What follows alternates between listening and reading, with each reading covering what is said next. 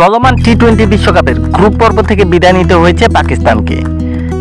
এই গ্রুপ থেকে সুপার 8-এ উঠে ইতিহাস গড়েছে প্রথমবার বিশ্বকাপ খেলতে নামা স্বাগতিক যুক্তরাষ্ট্র।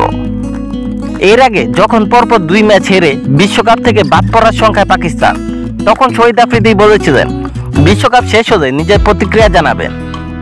এবার মুখ খুললেন পাকিস্তানের সাবেক তারকা ক্রিকেটার। রোববার নিয়ম রক্ষার ম্যাচে আয়ারল্যান্ডের মুখোমুখি হয়েছে বাবর আজমের দল। বৃষ্টিতে ভেসে গেছে সেই ম্যাচটি। ম্যাচের আগে নিজের ইউটিউব চ্যানেলে অধিনায়কত্ব প্রসঙ্গে তুলে আফ্রিদি বলেছেন, যদি শাহীনকে বিশ্বকাপের কথা ভেবে অধিনায়ক করা হয়ে থাকে তাহলে সেই সিদ্ধান্ত বহাল রাখা উচিত ছিল। বাবরের উচিত ছিল তাকে সমর্থন করা।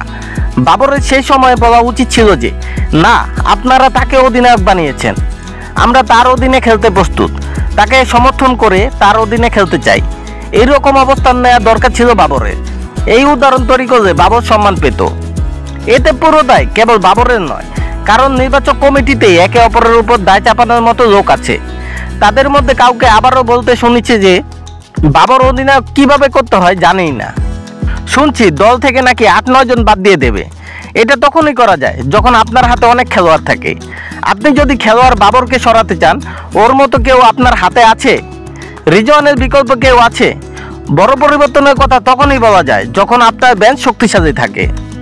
ঘরোয়াতে খেলা ক্রিকেটারদের সম্মান দেওয়া উচিত, বিশেষ করে অনেক বছর ধরে সেখানে ভালো পারফর্ম করা সালমান আলী আগা, সৌদ শাকিল, সাইফজাদা ফারহান, মোহাম্মদ আলীদের মতো ক্রিকেটারদের। যদি তাদের জাতীয় দলে এনে 3 ম্যাচ দেখে বিচার করে ফেলি, সেটি অন্যায় হবে।